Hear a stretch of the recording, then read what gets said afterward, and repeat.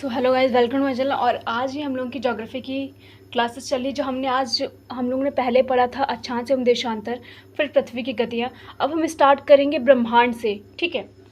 तो ब्रह्मांड, मिस्र यूनानी खगोलीय शास्त्री कोलाइडियस टॉलमी ने 140 ईस्वी पूर्व में ब्रह्मांड के संदर्भ में जियोसेंट्रिक अवधारणा का प्रतिपादन किया। कहाँ के, पहले तो कहाँ के थे, इनका नाम क्या था, कोलाइडियस टॉलमी। कब किया था? 140 ईस्वी में। मिस्र यूनानी के खगोलीय शास्त्री थे। इन्होंने कौन ब्रह्मांड के संदर्भ में जियोसेंट्रिक अवधारणा का प्रतिपादन किया। इस अवधारणा के अनुसार पृथ्वी ब्रह्मांड के केंद्र में है, और जबकि सूर्य सहित अन्य ग्रह पृथ्वी की परिक्रमा करते हैं। वो क्या कहते हैं कि इनके हिसाब से जो पृथ्वी है वो केंद्र में है, और बाकी सूर्य के साथ में सभी ग्रह उनकी परिक्रमा कर रहे हैं। इसके बाद 1543 ईस्वी में कॉपरनिकस ने हीलियोसेंट्रिक अवधारणा का प्रतिपादन करते हुए कहा। हीलियोसेंट्रिक का मतलब सूरज के बारे में बताया गया था, ठीक है। सूरज का सूर्य सेंट्रिक केंद्र, मतलब हीलियो सूर्य के सेंट्रिक केंद्र। कब किया था? 1543 में कॉपरनिकस ने हीलियोसेंट्रिक अवधारणा का प्रतिपादन करते हुए कहा कि ब्रह्मांड के केंद्र में पृथ्वी नहीं बल्कि सूर्य है, तथा सभी सूर्य के चारों ओर चक्कर लगा रहे हैं। ये किसने कहा था? कॉपरनिकस ने कहा था। कब कहा था? 1543 में कहा था। इसके बाद 1805 ईस्वी में ब्रिटेन के खगोलीय शास्त्री हर्शल ने बताया। कब बताया? 1805 ईस्वी में। कहाँ के थे? ब्रिटेन के खगोलीय शास्त्री थे। बताया कि सूर्य पृथ्वी तथा अन्य ग्रह से युक्त सौरमंडल है। सूर्य पृथ्वी और अन्य ग्रह से युक्त सौरमंडल ब्रह्मांड का एक अंश मात्र है। क्या है? ब्रह्मांड का मात्र एक अंश है। अर्थात हमारे सौरमंडल जैसे असंख्य सौरमंडल ब्रह्मांड में विद्यमान है। तो 1805 ईस्वी में ब्रिटेन के खगोलीय शास्त्री हर्शल ने क्या कहा कि पृथ्वी, सूर्य और अन्य ग्रह हमारे इनसे एक सौरमंडल युक्त है, और इनसे एक नहीं, ऐसे हजारों सौरमंडल हमारे ब्रह्मांड में विद्यमान हैं। इसके बाद अमेरिका के खगोलीय शास्त्री एपी हर्बल ने वैज्ञानिक के आधारों पर बताया कि ब्रह्मांड का जो व्यास है लगभग 250 करोड़ प्रकाश वर्ष से है। 250 करोड़ वर्ष नहीं, 250 करोड़ प्रकाश वर्ष है। मतलब जैसे कि ये पृथ्वी है तो यहाँ से एक रोशनी है और यहाँ से एक रोशनी है, तो ये लाइट की स्पीड में जाएगी। लाइट की स्पीड 3 × 8 की पावर 10 8 होती है शायद, मुझे लग रहा है। तो इस स्पीड से वो जाएगी, लाइट की स्पीड से जाएगी, तब उसे 250 करोड़ प्रकाश वर्ष का टाइम लगेगा एक कोने से दूसरे कोने में जाने तक। उसका व्यास इतना है। और इसमें कई आकाशगंगाएं विद्यमान हैं। हम एक आकाशगंगा के एक रेखा पे रह रहे थे, तो इसमें कई आकाशगंगाएं विद्यमान है। अभी आकाशगंगा या मैं गैलेक्सी के बारे में डिटेल्स में बता दूंगी आकाशगंगा क्या है, ठीक है। ब्रह्मांड के बाद हम पढ़ेंगे बिग बैंग सिद्धांत। तो बिग बैंग सिद्धांत ब्रह्मांड की उत्पत्ति के संदर्भ में बिग बैंग या महाविस्फोटक सिद्धांत की सबसे अधिक प्रमाणित माना जाता है। मतलब ब्रह्मांड की उत्पत्ति कैसे हुई, इसमें सबसे ज़्यादा जो मानने जाने वाला सिद्धांत है वो बिग बैंग का सिद्धांत सबसे ज़्यादा प्रमाणित माना गया है। इस सिद्धांत का प्रतिपादन मूलतः बेल्जियम के खगोलीय शास्त्री, कहाँ के? बेल्जियम के खगोलीय शास्त्री एवं पादरी जॉर्ज लेमेत्री द्वारा 1970 के दशक में किया गया। किसके द्वारा किया गया था? जॉर्ज लेमेत्री द्वारा। कब किया गया था? 1970 के दशक में किया गया था। सन 2010 में यूरोपियन सेंटर, देखो यहाँ तक ये पॉइंट खत्म हो गया, दूसरी चीज पढ़ो। सन 2010 में European centre for nuclear research ने जेनेवा में पृथ्वी की सतह के नीचे लार्ज हैड्रन कोलाइड नामक एक प्रयोग किया था। लोग इसे महाविस्फोट सिद्धांत है। ये क्या है? महाविस्फोट सिद्धांत है, जो पदार्थ में द्रव्यमान ज्ञात करने के लिए इस सिद्धांत को किया गया था। कब किया गया था?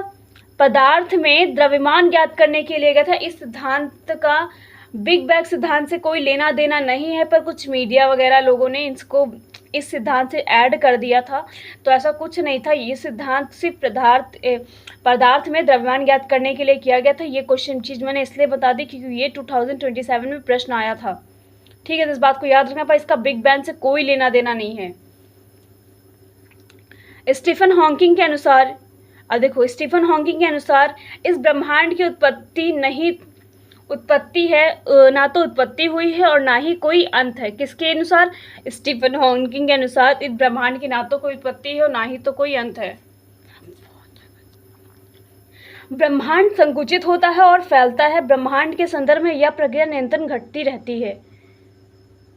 देखो उनके अनुसार क्या है कि ब्रह्मांड की ना तो कोई उत्पत्ति हुई है और ना तो कोई अंत है। ब्रह्मांड क्या पहले तो संकुचित होता है, फिर ऐसे से फैलता रहता है, ठीक है, और यह प्रक्रिया निरंतर घटती रहती है। ये ऐसी प्रक्रिया जो वहाँ पर ऐसी होती रहती है। माना जाता है कि प्रारंभ में ब्रह्मांड एक सूक्ष्म आकार का संकुचित था। प्रारंभ में क्या था? एक सूक्ष्म, मतलब बहुत छोटा सा से संकुचित था आपस में। तथा ब्रह्मांड की समस्त ऊर्जा अथवा द्रव्यमान एक सूक्ष्म केंद्र बिंदु में सीमित थी। मतलब सारे की सारी जो पावर थी एक सूक्ष्म सा बिंदु था वहां पर।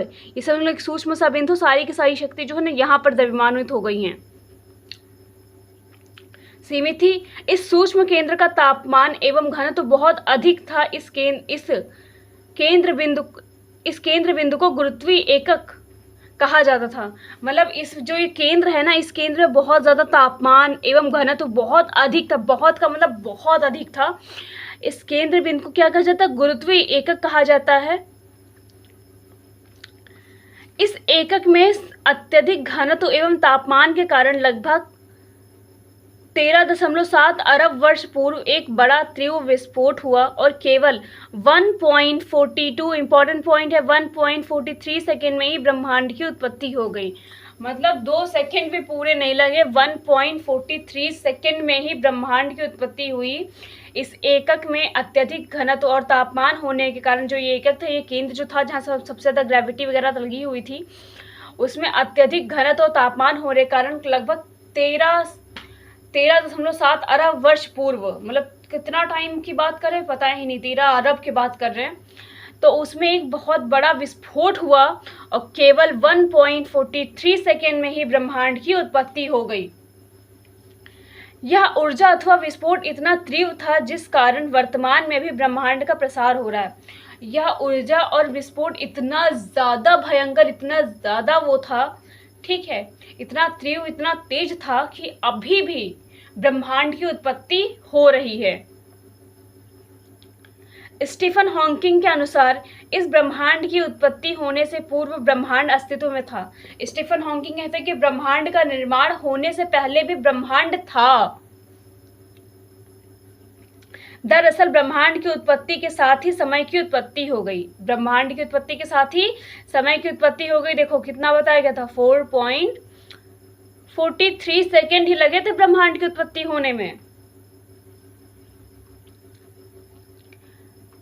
ब्रह्मांड की उत्पत्ति के संदर्भ में बिग बैंग सिद्धांत को सबसे अधिक प्रमाणित माना गया है, क्योंकि यह ब्रह्मांड की उत्पत्ति में अधिक वैज्ञानिक व्याख्या प्रस्तुत करते हैं। सबसे ज़्यादा कौन से सिद्धांत प्रमाणित माना गया है? बिग बैंग का सिद्धांत, क्योंकि यह ब्रह्मांड की उत्पत्ति में अधिक वैज्ञानिक ने इसकी व्याख्या प्रस्तुत की है। महाविस्फोट के मात्र 4.43 सेकेंड के अंतराल के बाद समय तथा अंतरिक्ष जैसी वर्तमान मान्यताएं अस्तित्व में आ चुकी थी। मतलब जब महाविस्फोट हुआ उसके बाद समय अंतराल के बाद अंतरिक्ष जैसी वर्तमान मान्यताएं अस्तित्व में आ चुकी थी।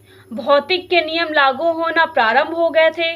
इस ब्रह्मांड के समस्त तारे, ग्रह एवं उपग्रह ब्रह्मांड का निर्माण करने वाले पदार्थ का केवल 4% हिस्सा है। मतलब ब्रह्मांड में जितने सितारे हैं, जितने ग्रह हैं, जितने उपग्रह हैं, उस ब्रह्मांड का निर्माण करने में केवल 4% ही हिस्सेदारी थी। सोचो कितना बड़ा ब्रह्मांड है हमारा। अब पढ़ेंगे आकाशगंगा। आकाशगंगा का हम नेक्स्ट वीडियो में पढ़ेंगे। आई होप आपको ये चीज़ें क्लियर हुई होंगी। ना समझ में आए तो वीडियो दोबारा से देख लेना। नेक्स्ट वीडियो में पढ़ते हैं हम आकाशगंगा, ठीक है। मिलते हैं नेक्स्ट वीडियो में। वीडियो अच्छी लगी तो लाइक कर देना, शेयर कर देना, सब्सक्राइब कर देना। जय हिंद, जय भारत।